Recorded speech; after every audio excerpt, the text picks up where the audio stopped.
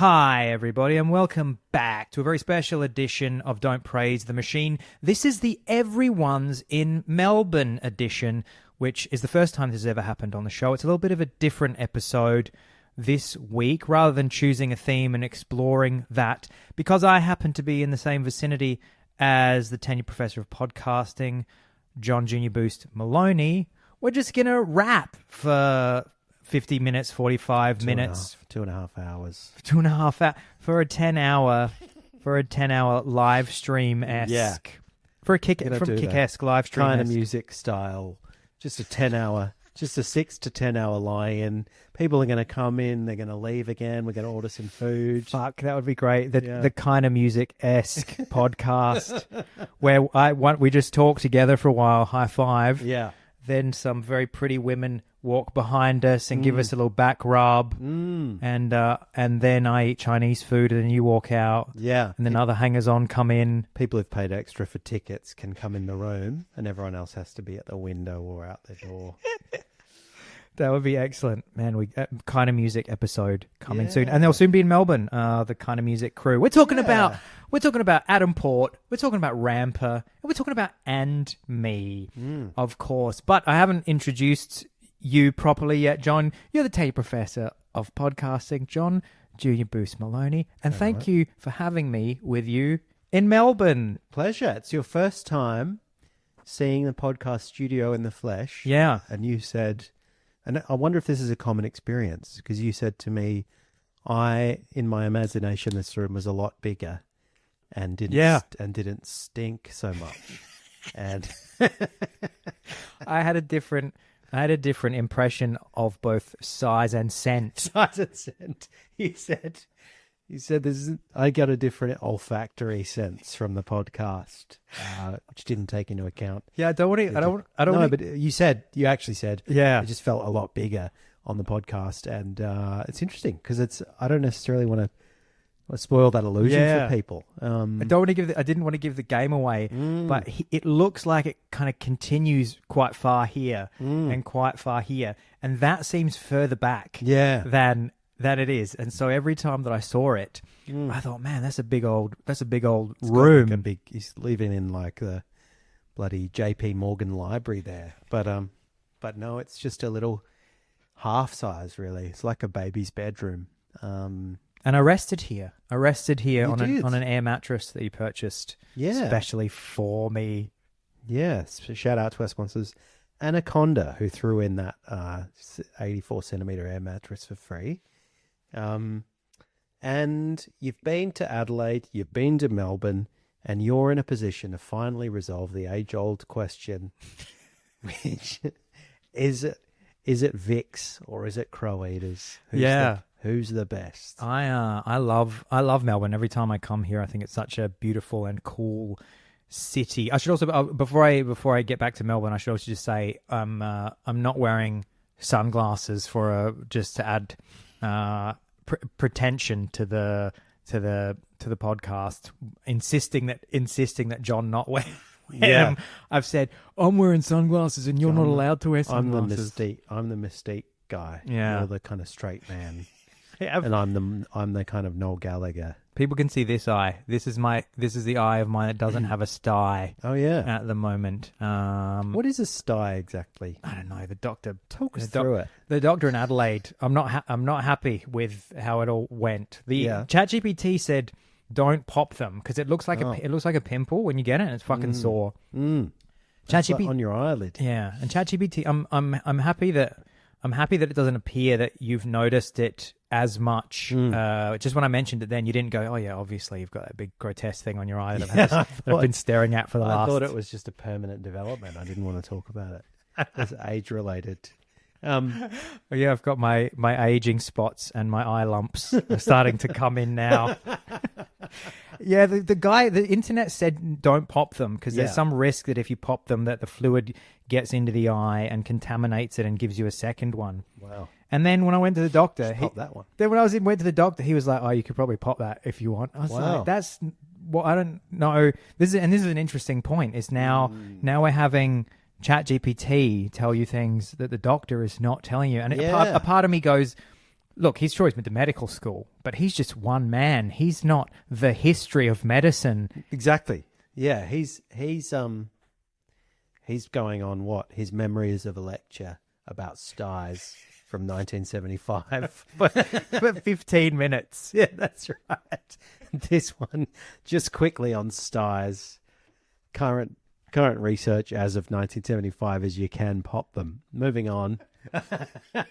Yeah, well, yeah. Moving on true, to like, moving on to the health benefits of cigarettes. Exactly. Yeah, that's right. We've got a Sponsored by Philip Morris. Yeah, we've got a rep here from British American Tobacco who's going to tell us all about the refreshing benefits. Yeah, it's true. I mean, I think about that in the context of the professions like medicine, like law, etc., where you go, most people, they know certain things pretty well, but they it's not like they sit around reading medical, I mean, I guess some do, but most of them wouldn't sit around reading medical journals on random subjects that people are going to come in with and making sure that they're up with the latest findings. So, yeah. So did he pop? He gave it a little prick, and some juice came out, and I was relieved because you have to pay a fucking Sty juice. He took some sty juice out, and then which I was happy with at the time because you pay a fucking gap on Medicare here still, which as a German citizen now, though I pay a lot of tax for my health insurance, but when you go to the doctor in Germany, you just give them the card, and they don't take any of your money, and it's amazing. And that is amazing. And I knew that I was going to be paying out of pocket for this, and so I felt like, well, I want to get my money's worth, so I don't want him to just say, oh, just chicken soup and a lie down. Just leave it; it'll go away. You think, well, that's as good as not coming to the doctor. That's right.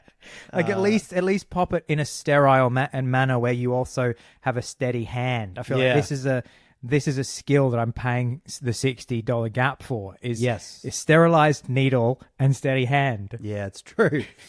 Which is also kind of an internet influence thing, because I think we come to the doctor now expecting, like I've been watching OC Cairo on YouTube. I want what's OC Cairo? The Orange County. Oh, the Orange County Cairo, yeah.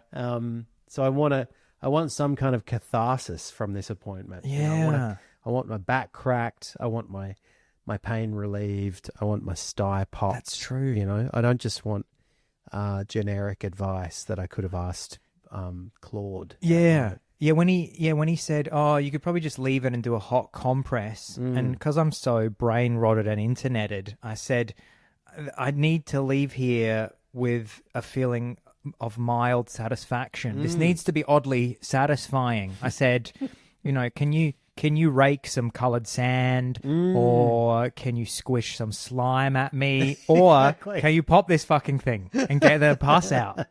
I need some kind of ASMR response from this appointment. It's true.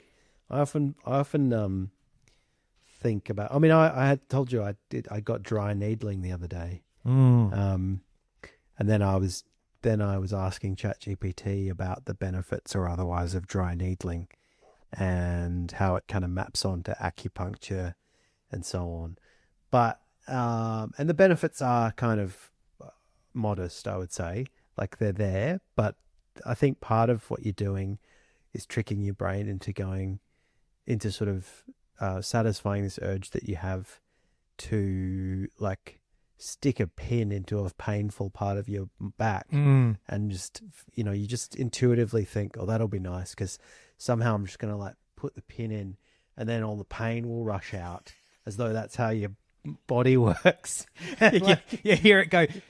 Yeah, exactly. And you go, and you look to your left and you can see a little bit of green smoke in the air. All these sort of devils, like the kind of in the ghostly devil, like the scene where the guy gets in hell in Ghost. Yeah. Or don't they burn? Doesn't Homer's underpants get burned at some point? That's and right. Ghosts rush out? That's right.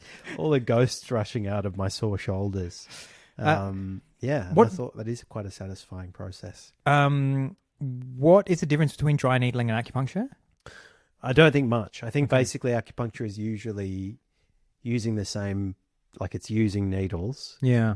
but they are set in your body according to acupunctural principles. Gotcha.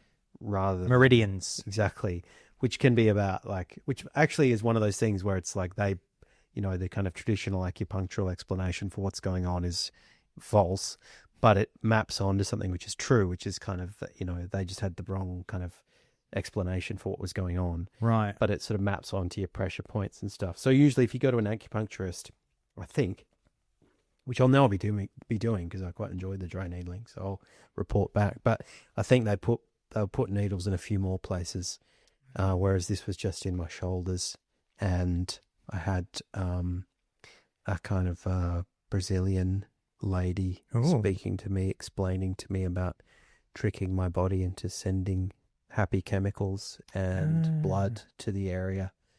And I said, and the pain ghosts, are they going to come out? And she said, yep, absolutely.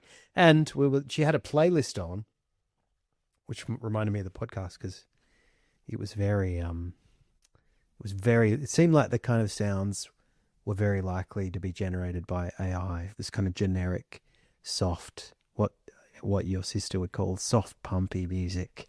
Just do, yeah, do. And just put anything gentle in between exactly those soft kick drums. Do.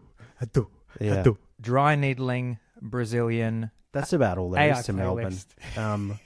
Well, and tell me about your impressions of the city. Great re-rail. I was on it too. We're on Great Minds Think Alike. I enjoyed that little detour, keeping in the back of my mind, as we are professionals, that I had said we're going to come back. Yeah, we can't just spiral off into me talking about my Brazilian dry needling lady for 45 minutes.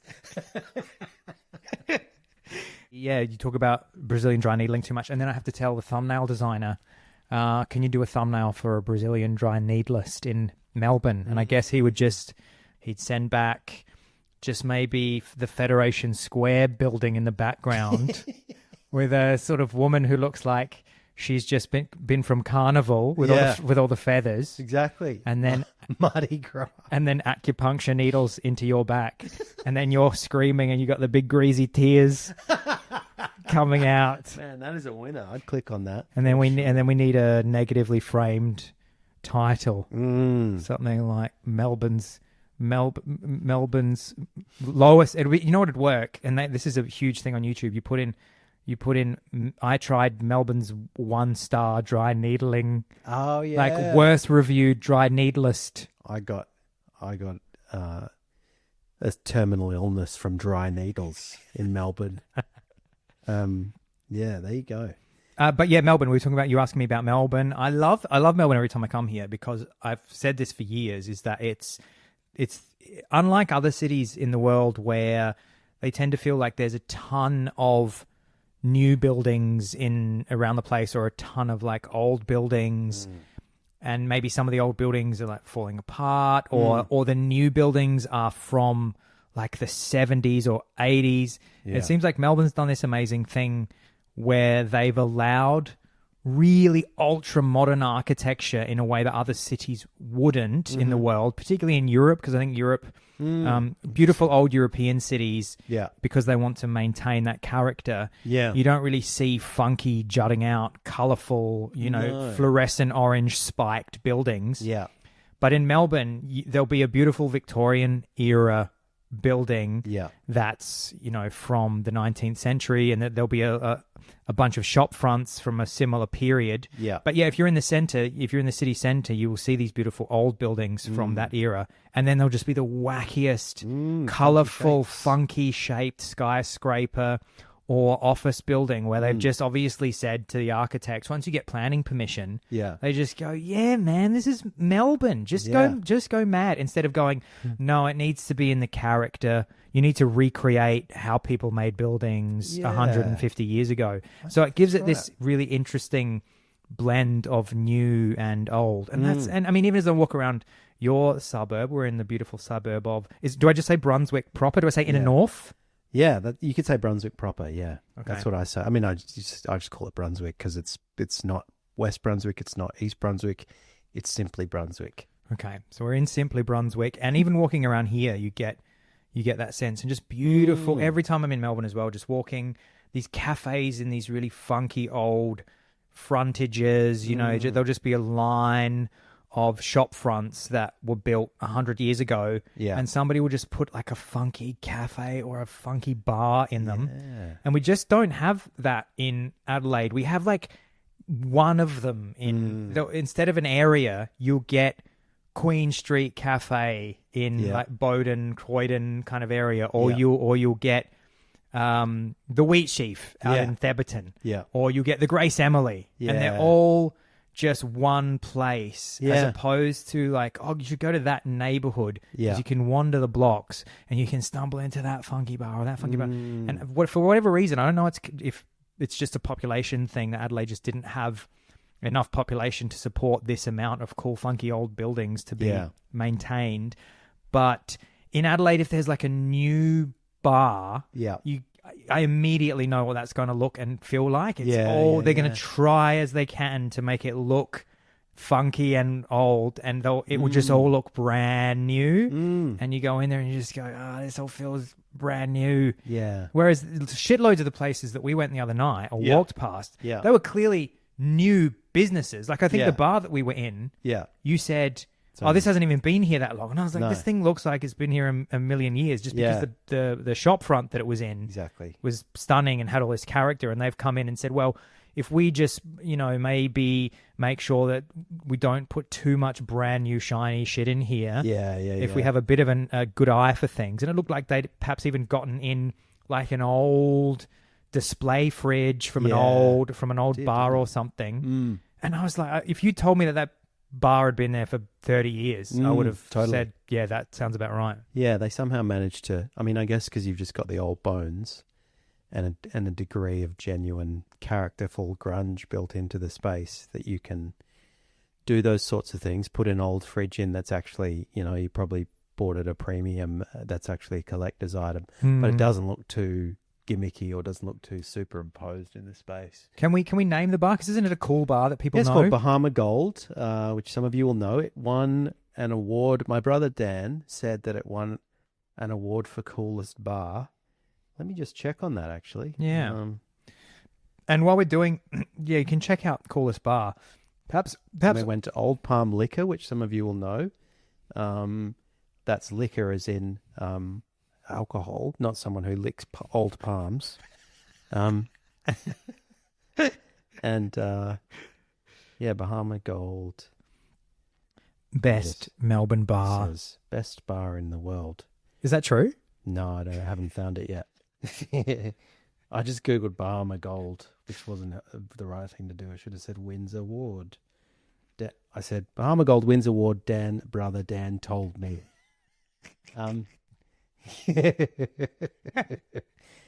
there you go. Because you mentioned that it had the look and feel, as did the place next door, of a Japanese-inspired listening bar, and it's in an article called by Gourmet Traveller. These Japanese-inspired listening bars are the best in Australia. There you go. You got Bahama Gold in Melbourne.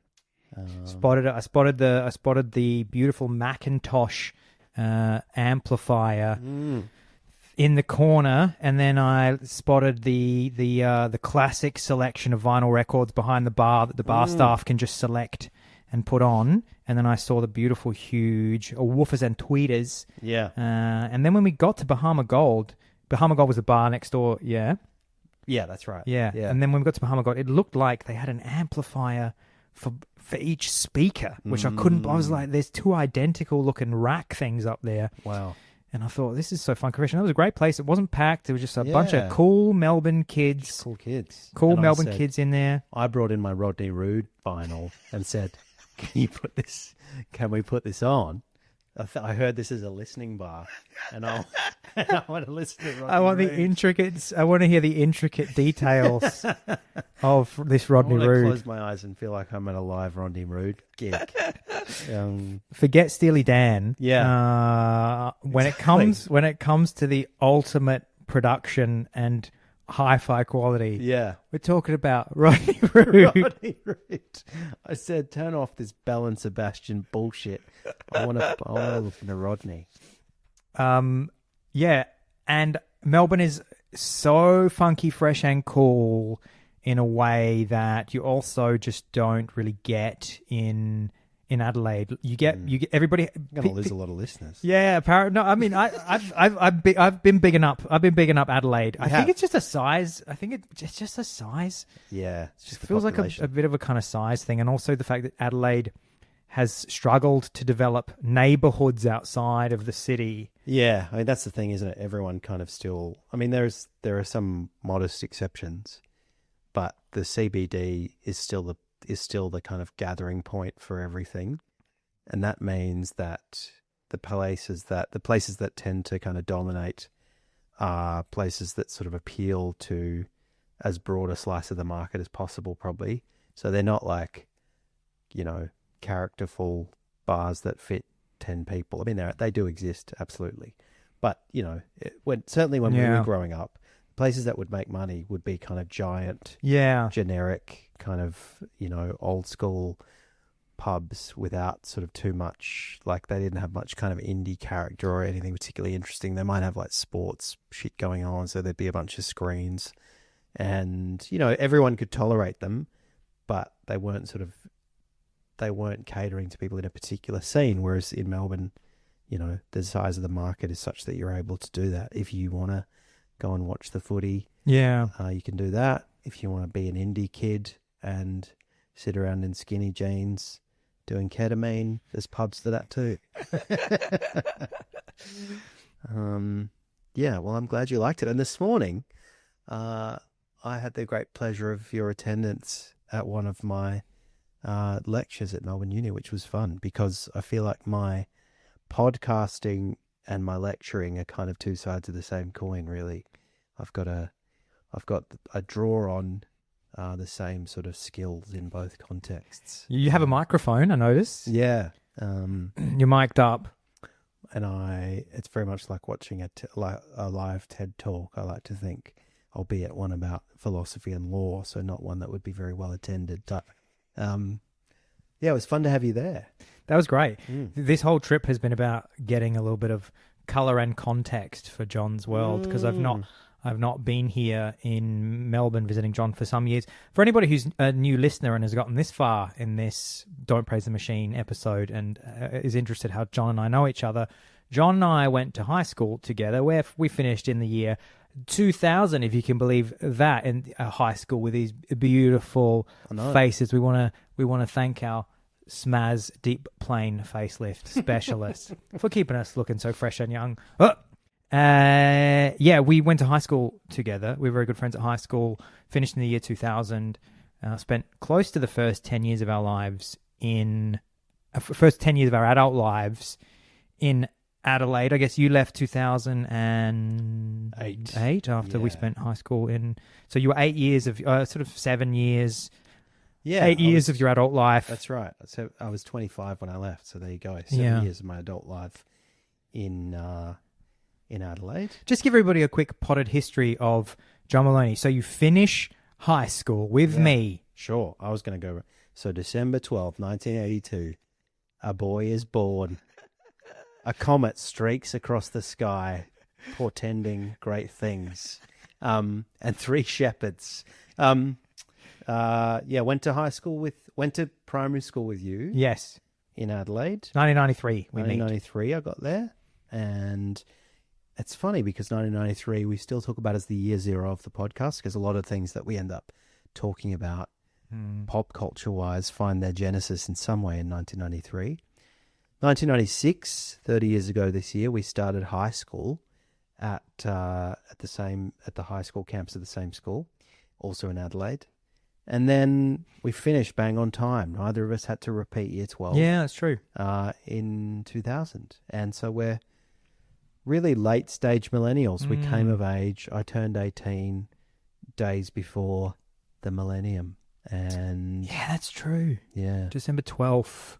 Yeah. 1999. Went to Sydney, watched the fireworks on the Harbour Bridge. You were in Sydney on New Year's Eve? I was. I didn't know this. You were in Sydney New Year's Eve 1999. Yeah, and it was, I don't know, we must have been with family friends, and I remember kind of overlooking the Harbour Bridge when it had that big Australians will remember this, had this big cursive eternity drawn on Yeah, because Harbour that Bridge. guy used to graffiti eternity everywhere. Exactly. He was mad, that there was fellow, and they there was thought some madman who was kind of obsessed with ideas of judgment and fire and brimstone, but he had he kept tagging the word eternity Yeah. everywhere in this quite specific cursive script, and so they put that on the Harbour Bridge to remind everyone that our souls were damned unless we repented, I guess. It's an odd choice, but and I guess people were very relieved in that moment, because I was watching the Harbour Bridge thinking, the Y2K bug is going to kick in any second. the Harbour And Bridge is just going to collapse. It's just going to collapse because it was built with computers. Exactly. And computers, you're turning to your parents going, is the Sydney Harbour Bridge maintained with computers? Yeah, and they said, we just don't know, son. we're going to have to find out. Held my hand, and then It didn't have the big Y2K ready sticker on it. The Sydney Harbour right. Bridge. Exactly. Yeah, they said this bridge was for some reason built to reset to 1900. It'll think it's 1900 and it will be not ready for modern vehicles. But nothing happened, as we all know. Or I guess some sort of low-key things did happen, but nothing that was up to snuff. Nothing that really met my disaster film of the 90s influenced expectations. So after Sydney, you go to university in year of 2001. I did, and went to Adelaide University. Stayed in Adelaide for another 7 years after that, and basically spent all of that time studying. You and I remember kind of hanging out with you at college, because when I moved out of home, Maybe just also, what did you study? I studied a Bachelor of Arts, majoring in philosophy and European studies, which you can't study anymore because of the woke mind virus. Just kidding. And no, you certainly can. And I transferred into law. Yeah. And yeah, when I moved out of home, I went to a residential college, which is a bit, I mean, you know, international listeners will have their variations. It's like a dorm, basically. Yeah. And except in Adelaide, it's just full of people from the country who you have nothing in common with. So That's true. So you used to visit at my dorm, sometimes sleep on the floor. Yeah. And we got to know each other that way. And we said, if we're still friends in 20 years, let's start a podcast. And we stuck to that promise. We buried a time capsule at college with all of our ideas for a podcast. Full of iPods of the time. Yeah, exactly. Yeah. And yeah, then I moved away, and then shortly after that, you moved away. We reconnected in London. Yeah. My life in the UK didn't work out, so I had to come back to Australia, and you had the gumption and the guts to keep the European dream alive. Yeah. And now you're a European by law. I'm flying back today after I've been in Australia, New Zealand. I have to give Annie a huge shout out. So the whole reason for my trip at this particular time is because my dear old friend, Annie Weber, she's no longer Annie Weber. She is now Annie Goldsmith, which has a nicer ring to it nice. because of the beautiful Goldsmith's Ross lovely Goldsmith that she married. So huge shout out to them. I was a happy couple. I was teasing her and saying that the shout out would only be in the Patreon bonus members only episode, and that if she wanted it, she had to pony up. But I am putting it here. So yeah, Australia, New Zealand. I was in China for 4 days, and I'm flying back through the beautiful China because of the Iran conflict, which caused me a whole evening of stress and rebooking. But I'm looking forward to at least getting Being on the other side of that wall. exactly just being on the other side and being back home. But you, I guess, perhaps John, you could let people know you studied My views on the Iran wall. Can we? little bit on the Strait of Hormuz for anyone. Yeah, we're gonna switch to the Strait of. We've got if the bonus Patreon episode this week is just the history of the Strait of Hormuz. It's not even about the particular ins and outs of the current situation in the Strait. It's just John going from how an empty vesssel-less piece of ocean suddenly became a major trade route. Exactly. Goes for 5 hours. Yeah, that's right. It feels very kind of World War II, doesn't it? The idea that travel would be stopped by disputes affecting a trade strait. There you go. But that's the problem with being on the wrong side of the world. But you went to Oxford, and this is basically how you. So I went and saw you lecture at Melbourne University. Yeah. This morning, and it's called. I always get it wrong. I always say philosophy of law. What's the official title of the Philosophical class? Foundations of Law. Philosophical Foundations of Law. Yeah. And you studied a Bachelor of Philosophy at Oxford called a BPhil, which I think maybe some people, when they hear the word Bachelor, they think, oh, is that just like a first-year uni student thing? That's right. It was actually a 2-year Master's. And funnily enough, one of my lecturers from that time came along this morning as a guest lecturer. So that was a nice full circle moment, actually. And then I moved to London. So 2 years in Oxford.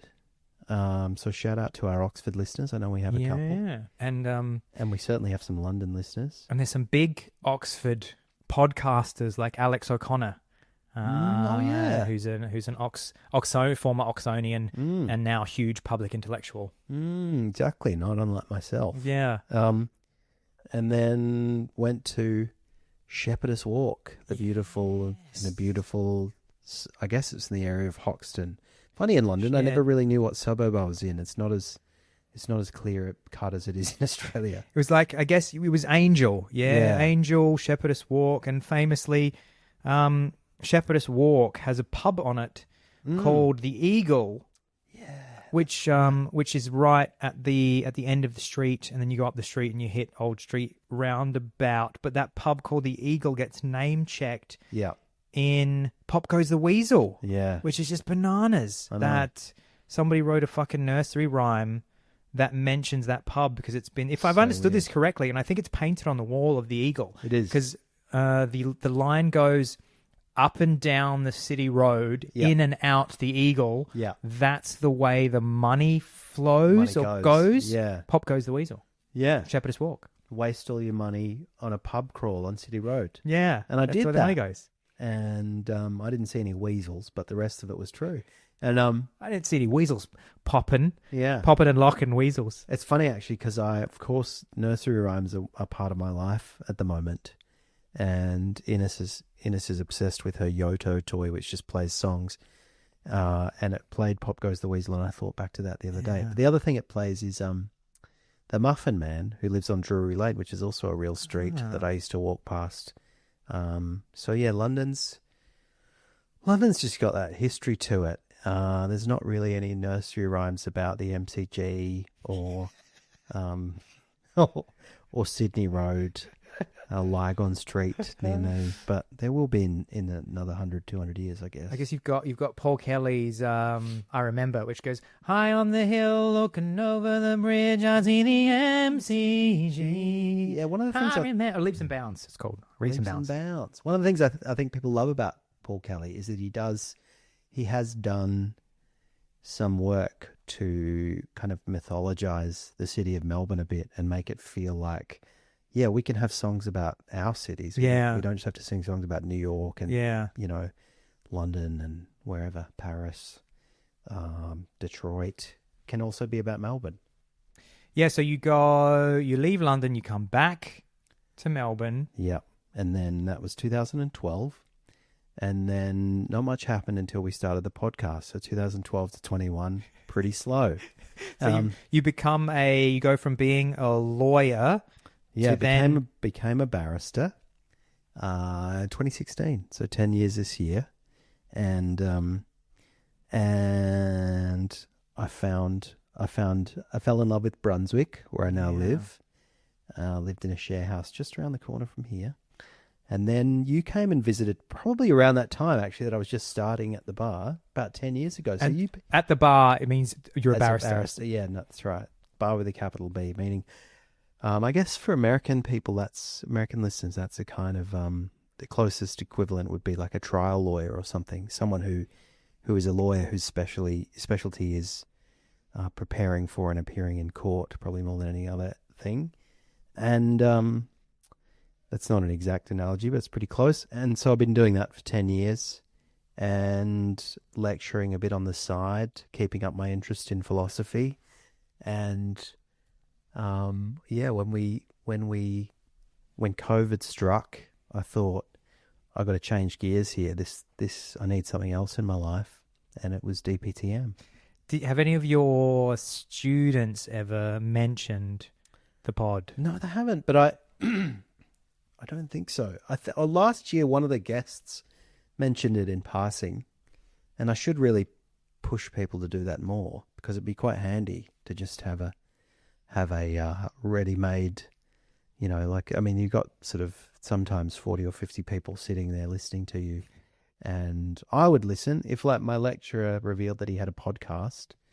Even if I was just listening to sort of make fun of it, I'd give it a go. Well, you've got a projector in the room, and you're pretty handy with Canva. So why not make a slide that you show at the end and beginning of every lecture that you do, that kind of looks like the landing page of dptm.org or something like that, that says, it has the Spotify logo, the Apple Podcast logo, the YouTube logo. And if you're interested in this lecture and want to see more of me, or even just put it in my signature block when I send them messages, like as a class, sometimes I have to make announcements. I'll just put in John Norrie, and then under it I'll put dptm.org. Or a little banner in the emails. Patreon.com/DPTM. A little banner in the no other banners or images in the email.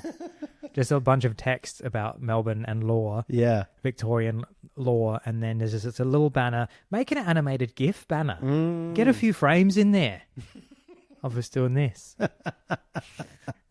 Man, I'd love that. But I do have it on my LinkedIn page now. I've got a link to the podcast. And I sometimes wonder if that's...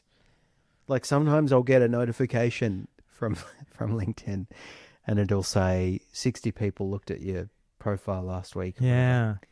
Or it'll say, here's the roundup, and it'll be like, this law firm and that law firm have looked at your profile, which is pretty standard when you're a barrister, because obviously solicitors, well, maybe not obviously, solicitors are looking around for a barrister they want to give work to.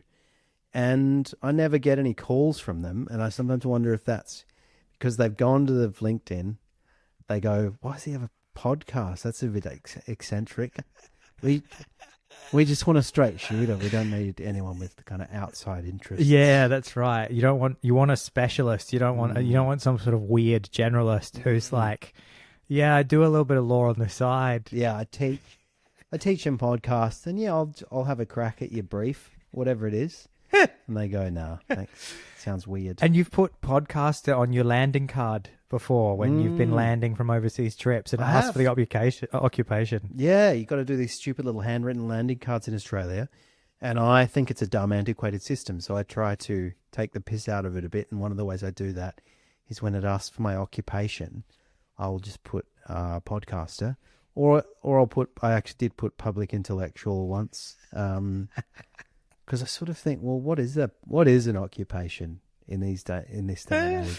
Like, maybe I'm a writer. Am I published? No. And in the gig economy, that's not going to make any sense anymore. No, it's not. It's not.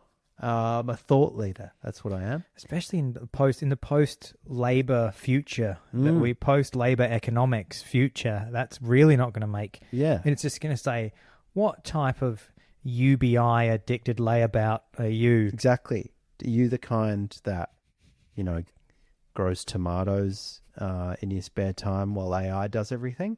Or are you the kind that is just constantly in an altered state because of designer drugs while AI does everything? Yeah, tomatoes or drugs. Yeah. Is is the type of post-Labor future Those are citizen the are two you. options. Yeah, wholesome or just kind of hedonist. Yeah. Yeah, and that brings us to right now, where I've come to visit you at the very end of my trip. It was a little bit of a wrap up. China for 4 days, Chongqing. I need to post my beautiful Chongqing photos and talk about that at a later date, which was an amazing experience with my crew. Shout out Jan, shout out Marky, shout out Shezad, shout out Marta, shout out Flory, and then Adelaide for about 17 days, the beautiful Sweet Adelaide, as James Donald Forbes McCann calls it, Sweet Adelaide, which I think is a beautiful way to describe Adelaide, a very affectionate term. I had a great time in Adelaide. Adelaide, as I've said before, maybe that was on the After Dark, is more confident and international than it's ever been. That's great. Lots of people from all over the world are choosing to move there. A lot of people that are wanting to go to Australia, but they feel like some of the bigger cities might be too busy or unaffordable anymore, and maybe they find they're going to really find their place and their community and their lives in a bit of a smaller city. So I had such a good time in Adelaide. Every time I go back, I have a nicer time with my beautiful family and friends. I feel like I saw loads of people. And then I went to New Zealand for my beautiful friend Annie Marie Goldsmith and Ross's wedding.